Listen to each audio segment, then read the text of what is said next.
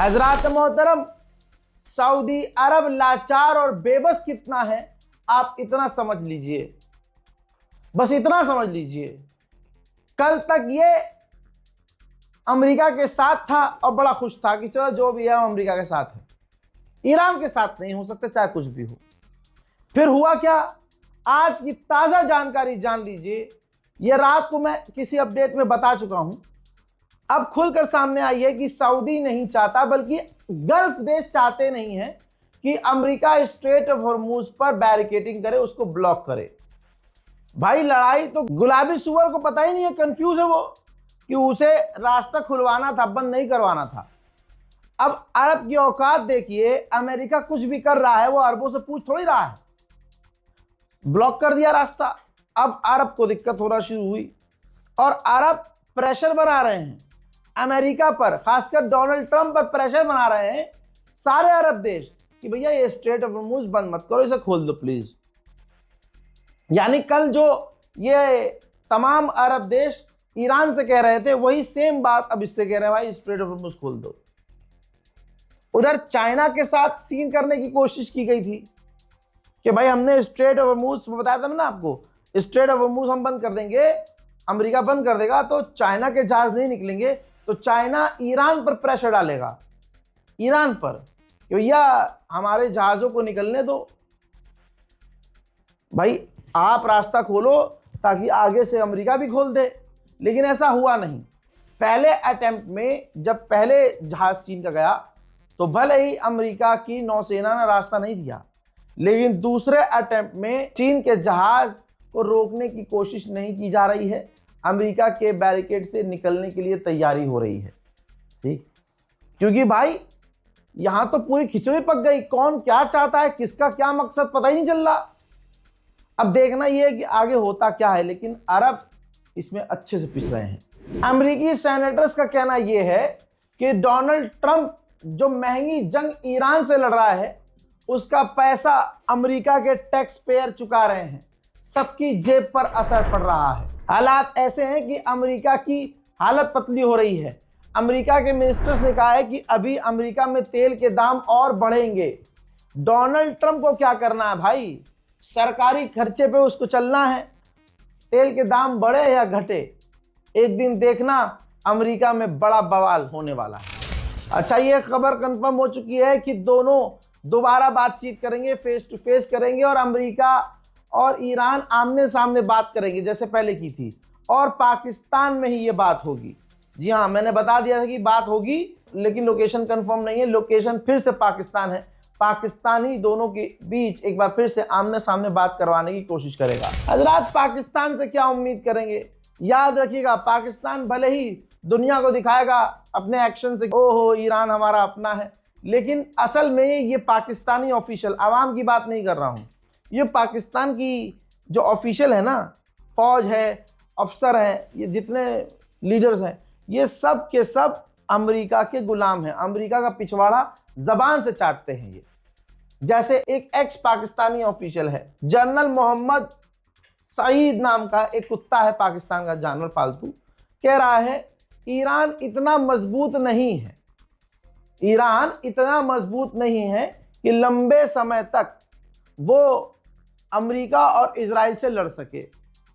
आप समझ रहे हो, जहां सारी दुनिया ने ईरान का लोहा माना है, वहां पर पाकिस्तान का एक पालतू आके कहता है कि ईरान नहीं लड़ सकता लंबे समय तक। दुनिया के हिसाब से, सुन मेरी जान, सुन पालतू कुत्ते सुन, दुनिया के हिसाब से, तेरे हिसाब से तो ईरान 7 दिन भी अमेरिका और इजराइल से नहीं लड़ सकता था, लेकिन हो गया ना 40 दिन से ऊपर। और उधर मामला गंभीर हो गया है।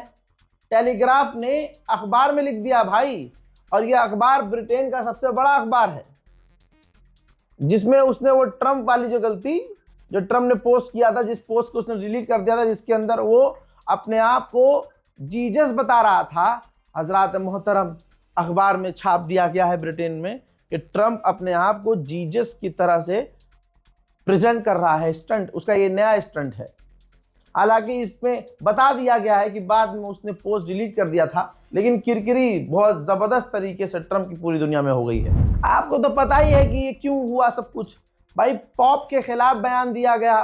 पॉप ने अपने धर्म के हिसाब से, क्योंकि भाई धर्म के हिसाब से बयान क्यों देना था भाई, सबसे पहले अमेरिका ने, इसी डोनाल्ड ट्रंप ने ऐलान किया कि ये जो ईरान के खिलाफ जंग है ये ईश्वर की जंग है, गॉड ने मुझे भेजा है आपकी मदद के लिए, और जो भी जंग को लड़ेगा वो प्रभु के लिए लड़ेगा, गॉड के लिए लड़ेगा। समझ रहे हो आप? ये बात जब पॉप को पता चली तो भाई जब तुम धर्म वाली बात कर रहे हो तो सबसे बड़ा उस मजहब का जो धर्मगुरु है वो तो बोलेगा, इंटरफेयर करेगा। उसने मना कर दिया कि नहीं, ये धार्मिक जंग है ही नहीं। धार्मिक जंग, उसने ये नहीं कहा ट्रम्प गलत है, ट्रम्प आतंकवादी है, ट्रम्प वॉर क्रिमिनल है, नहीं।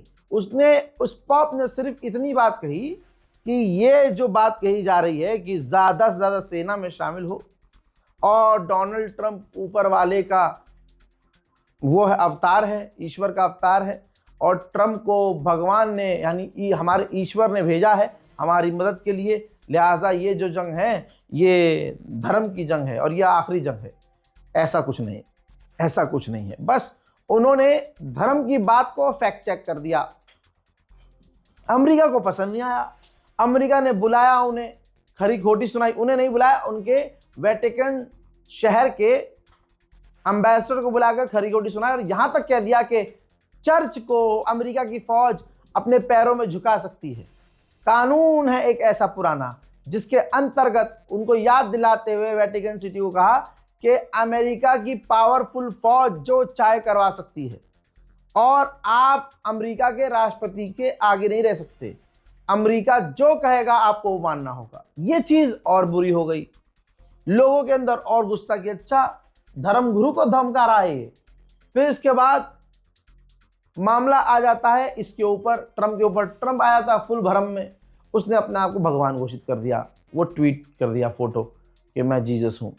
इसके बाद आलोचना हुई, नेता अभिनेता खिलाफ हुए, अगले ने ट्वीट डिलीट कर दिया। डिलीट करने का मतलब ये नहीं कि मामला गरमाया नहीं है भाई। ये है मेलोनी, पहचानते होंगे आप। मेलोनी ने कहा है कि डोनाल्ड ट्रंप ने खुद को गॉड दिखाया और बताया। ये कबूल नहीं किया जाएगा किसी भी हालत में।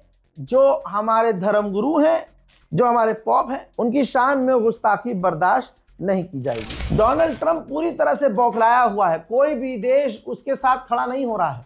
अब ये मेलोनी पर भड़का है, सब पे भड़क ही रहा है ये गुलाबी सुअर। मेलोनी पर इसने कहा कि मुझे लगा कि मेलोनी बहुत ताकतवर मजबूत होगी, वो अपना एयर स्पेस ईरान के खिलाफ इस्तेमाल होने देगी, लेकिन उसने मना कर दिया और साबित कर दिया वे कमजोर है, डरपोक है, और उसे कोई फर्क नहीं पड़ता कि ईरान परमाणु हासिल करे। हजरात आप ये देखिए ना, ईरान परमाणु हासिल कर रहा है, ना उसने हासिल किया हुआ था। अगर हासिल किया हुआ था तो अब तक वो पेल देता, वो रुकता नहीं, इतनी नहीं बर्दाश्त करता। और उसका अभी भी ऐसा कोई प्लान नहीं है, खामनाई की शहादत के बावजूद, कि भाई वो परमाणु बम बनाएगा। लेकिन ये आज भी डोनाल्ड ट्रंप और नेतन्याहू दुनिया को डरा रहे हैं कि वो परमाणु बनाएगा, हमें ये करने दो, हमें उनका नरसंहार करने दो वरना वो परमाणु बनाएगा, हमें इनके स्कूलों को उड़ाने दो वरना ये परमाणु बनाएंगे, हमें इनके स्कूल कॉलेज यूनिवर्सिटीज, इनके जो संस्थानें हैं शिक्षा को उड़ाने दो वरना कोई साइंटिस्ट बन जाएगा, कोई इंजीनियर बन जाएगा। फिर इंजीनियर बनने के बाद, साइंटिस्ट बनने के बाद वो बड़े होंगे और बड़े होकर रिसर्च करेंगे, और रिसर्च करने के बाद वो परमाणु बनाएंगे, परमाणु बनाने के बाद हम बता देंगे अगले 100 साल के अंदर ये हमारे लिए खतरा पैदा कर सकते हैं, नहीं नहीं हमें भी मारने दो।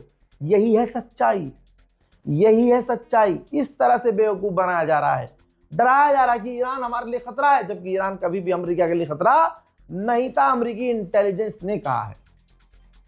और क्या क्या आपको बताऊं मैं। उधर ईरान के वाइस प्रेसिडेंट ने बड़ी जानकारी शेयर की। उन्होंने कहा कि पता चला है कि नेतन्याहू ने खुद बोला है कि जब ईरान से मीटिंग करके अमेरिका का वाइस प्रेसिडेंट लौट रहा था अमेरिका, तो उसने मुझे ब्रीफिंग दी और बताया कि क्या क्या हुआ मीटिंग में।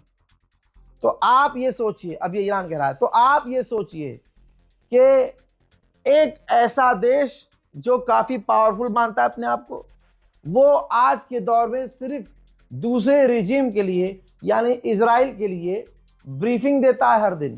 क्योंकि नेतन्याहू ने कहा है, जेडी वेंस ने मुझे ब्रीफ किया, ब्रीफिंग दी जैसे वो हर रोज करते हैं। यानी क्लियर हुआ कि अमेरिका की गवर्नमेंट जो सबके आगे दादा बनती हैं, ये इजराइल के आगे भीगी बिल्ली है। और रोज अमेरिका का वाइस प्रेसिडेंट ब्रीफ देता है कि आज हमने ये किया, नेतन्याहू को, कि आज हमने ये किया, आज हमने ऐसा किया, उस मीटिंग में ऐसा हुआ। तो ईरान के वाइस प्रेसिडेंट ने वो पूरी कन्वर्सेशन शेयर की है और बात लिखी है, कहा कि ये ह्यूमिलिएशन हमारे लिए नहीं है, अमेरिका के लोगों के लिए ये ह्यूमिलिएशन है कि उनका देश का वाइस प्रेसिडेंट किसी दूसरे देश की रिजीम को रोज रिपोर्ट करता है, रोज जानकारी देता है।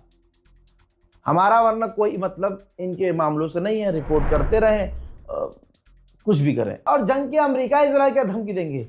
जंग की धमकी तो ईरान दे रहा है।